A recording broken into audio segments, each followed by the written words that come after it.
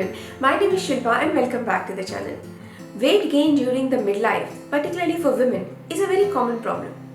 And this weight gain is mostly around the midsection, around the belly area. And what is different about this weight gain is most of the times it is a visceral fat.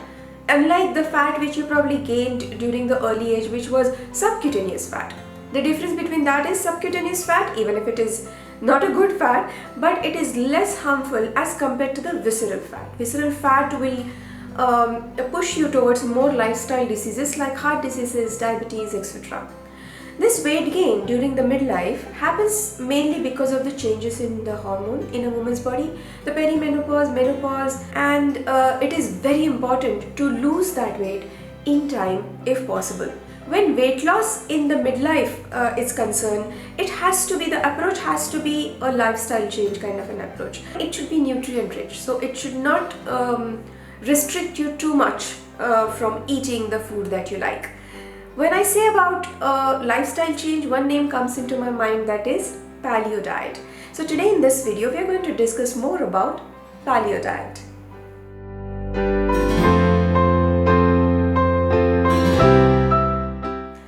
The name Paleo diet comes from the Paleolithic period, which is when the human were cavemen, or they were hunter-gatherers. So our ancestors, basically thousands of years back, and we're trying to mimic their diet in the Paleo diet.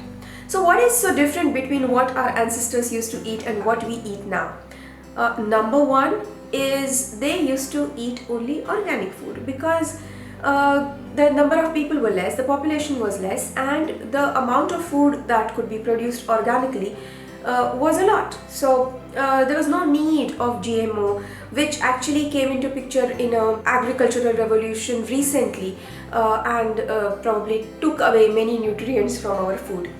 Number two, the difference is they used to rely more on the fresh fruits, meat that they used to hunt, and probably a few grains, but the amount of grains in the diet was very minimal.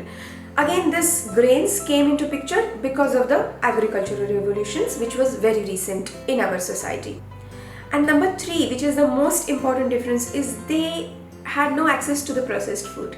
Because during the industrial revolution, industry for processing of the food really started, and that was as early as 1800s. Late 1800s, we had the first steel roller mills invented.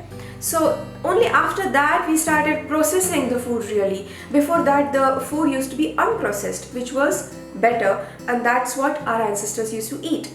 So no processed food, no GMO food, and no grains. These were the three major differences between the food that our ancestors used to eat and what we eat today. There are many benefits of following a paleo diet. It's a good diet for people having gluten intolerance.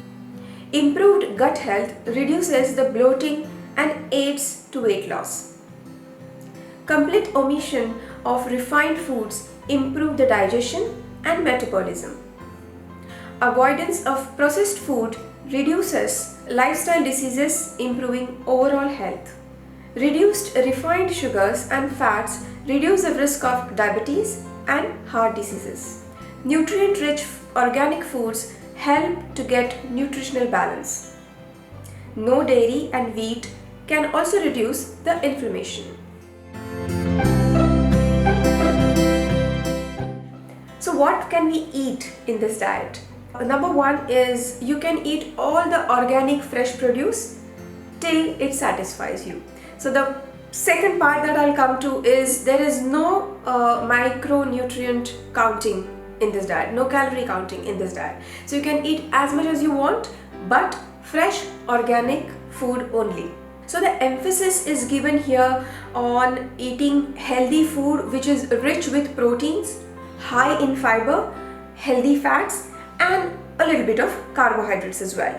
You can eat grass-fed meat like lamb, or you can have chicken, which is a grass-fed, which is organic chicken. You can have organic eggs. You can have a wide variety of fish like salmon and sardines.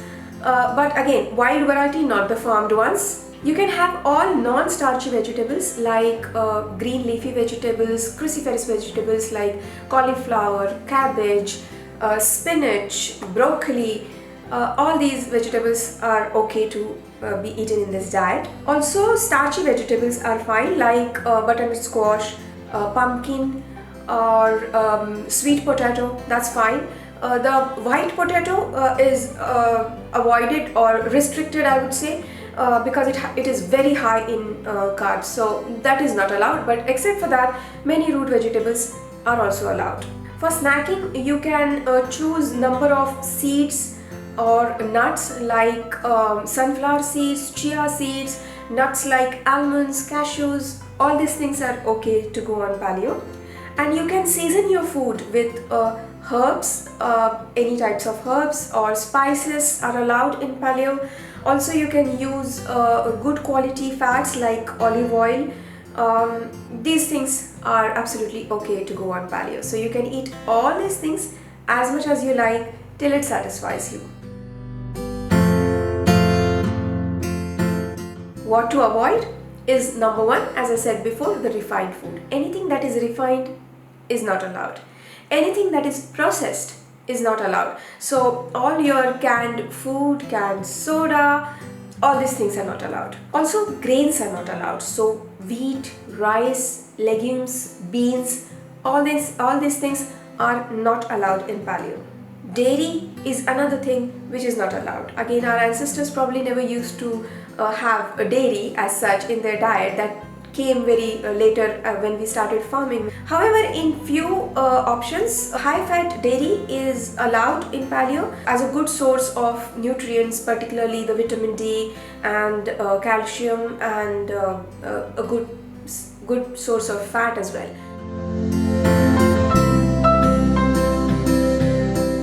So many of you are vegan or vegetarians. So can vegan or vegetarian people do paleo diet?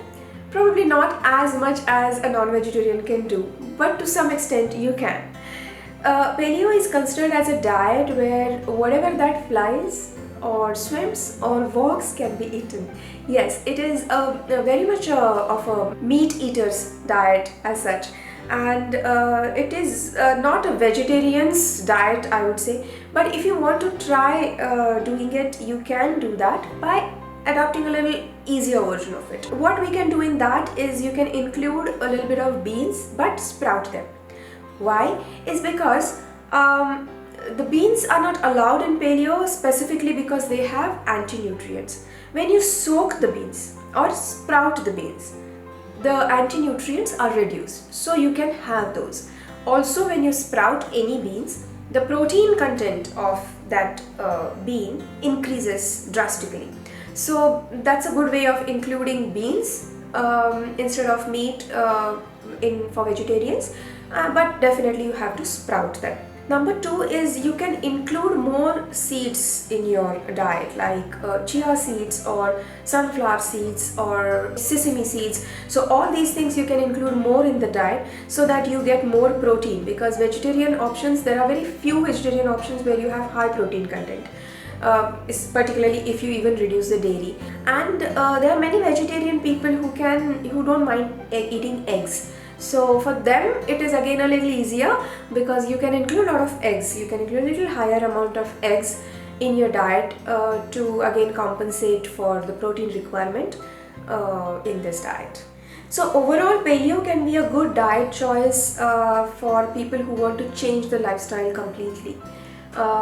It is not very restrictive and you can feel happy, satisfied by eating a good amount of quantity of whatever is allowed food categories. It is high in vegetables and fibers and nutrient rich in general. Reducing sugar and processed food is another very great important aspect of this diet, which can reduce the inflammation, which is again a very important part, particularly in midlife. So overall this is a great diet, but of course a word of caution is this is also a restrictive diet in a way that dairy, for example, is completely removed from your diet. So if you are, for example, already calcium deficient, or if you are having vitamin D issues, then it's better to get all the reports checked before you start any restrictive diet like paleo. So talk to your doctor before even thinking of going in for paleo. Make sure to like the video and subscribe to the channel if you haven't already.